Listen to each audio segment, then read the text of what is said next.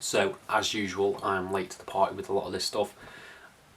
This might be a long video, but we just gotta talk about it. Hello and welcome to FTTR, I'm Hugh McQuaid, and yes, you've probably seen the news, you've probably seen from every single sort of wrestling outlet about the whole NXT Triple H Vince McMahon situation. It's all blown up sort of in the past week. The wrestling world has gone absolutely crazy, so I'm going to try and give you a mini breakdown of everything that's happened in this sort of clusterfuck of just news and releases and power struggles in Game of Thrones like backstabbing. So let me try.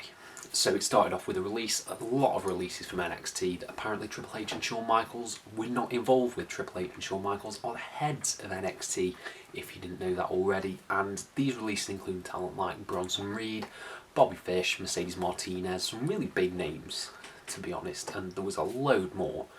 And this sort of came out with a sort of new directive from Vince McMahon. Now, all this is according to various sort of articles, Wrestling Observer, Fightful, all these glorious places, so credit to them.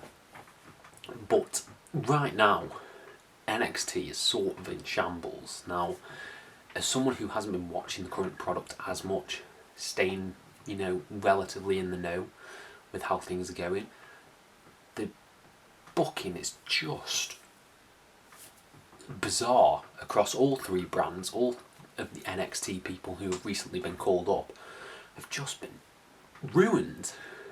Like, Karrion Kross is the NXT champion and he's getting pinned by Jeff Hardy. Now, granted, he got his win back on Raw, but that doesn't mean anything. First impressions are the most important thing for any sort of wrestling show, because you can never forget that one debut. Karrion Kross might be the WWE champion in 5 years' time, but we will always remember that he lost his first match on the main roster. He's always going to have that on his resume, if you will. Same with Finn Balor. Finn Balor's come back as a completely different character on SmackDown. He's no longer, the Prince. He's instead this smiley babyface like he was before. Not as much. He's got a bit of a mean streak, but even still, it's just this sort of, it's not working. The crossover between the two, the characters are inconsistent, and the way NXT call-ups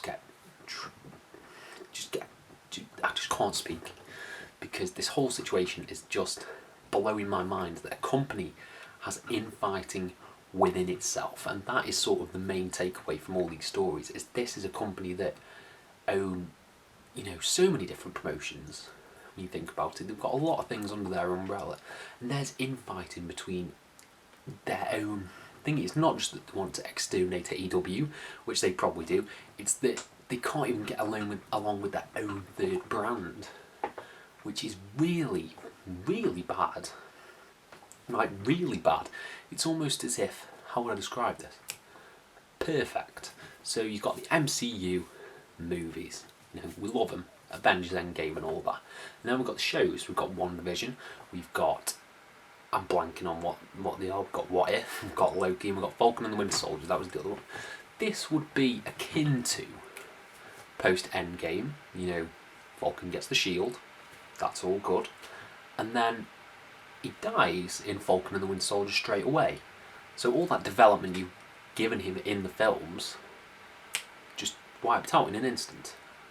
It's a really backwards way of sort of putting together a long-form running television show. And, I did storytelling at university.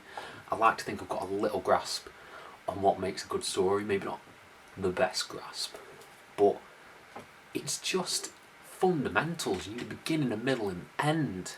If you're having the same character from a different show appear in another show, he has to behave like the same character, because otherwise, what is the point in everything? He's just an actor. At that point, he's a new character. So it doesn't make any sort of sense that they would do this with the likes of Karrion Kross, Keith Lee, and Finn Balor. And Rhea Ripley, to an extent, God almighty, Rhea Ripley's main roster run has been horrendous. But the other thing that came out about this is that NXT is having a shift from the sort of indie wrestling styles like Ring of Honor, New Japan, to a more big guy orientated product, which is something that Vince McMahon clearly loves. He loves his big guys. Got Drew, got Jinder, got Bobby, got Goldberg, got Roman, got Cena, got all these big guys. There's so many big guys. Why can't Ricochet fight for the WWE Championship? But at the end of the day, I don't think that's not what the core fan base of NXT wants. NXT is a hardcore fan base. You know, they watch every week. They sort of teeter around that 500,000, I think. 500, yeah, it can't be 50,000. 500,000 viewership mark. And when they're up against AEW, it was work rate versus work rate. They're the type of fans who are watching NXT. They are die-hard fans, and I think you're going to turn them off by not having this kind of work rate style wrestling that they've become accustomed to. Like, Johnny Gargano in this sort of new directive is not going to be the Johnny Wrestling that we know and love.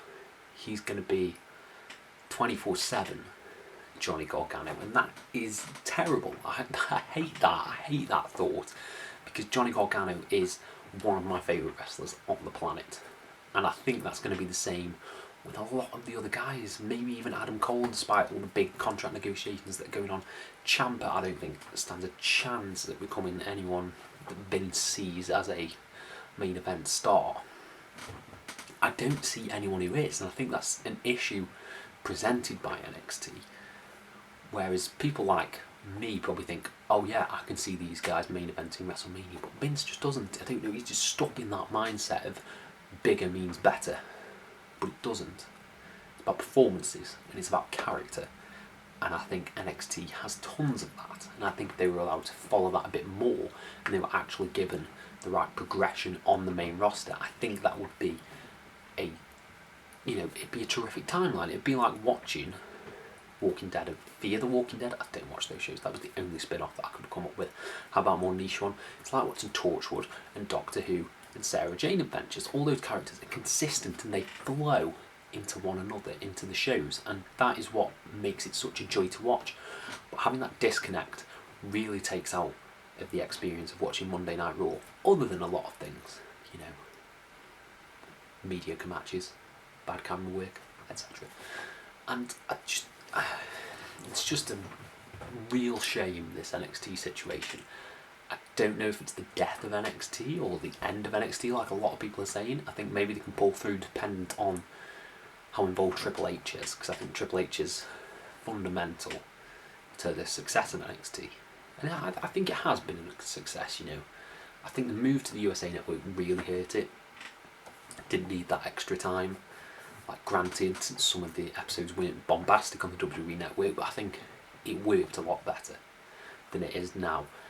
And yeah, I think Triple H is one of the key pillars of that. I think he's done a really good job with presenting NXT. I do think it probably needs a freshening up, maybe a new logo and stuff like that, like the reporting. But other than that, you don't want to take away the stars, because they're what's made the brand, essentially. And I don't know how this is going to affect NXT UK, which is a show that I personally really like, even despite the whole history that I really enjoy NXT UK. But at the end of the day, is this going to be a nail in the coffin for NXT? Is it going to get a complete rebrand? That's a little bit concerning.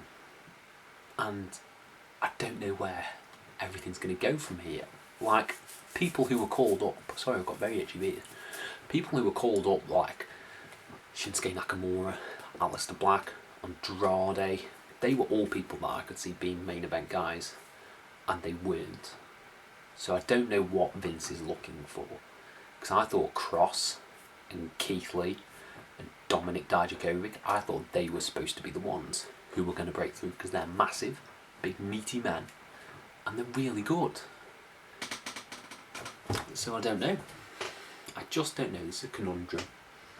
Let me know your thoughts on the issue down below, and I'll try and reply to every single one of you. This has been a weird video. Very weird to make about NXT, brand that was, you know, one of my favourites. So yeah, let me know everything down below. Thank you all ever so much for your support, and have a nice day.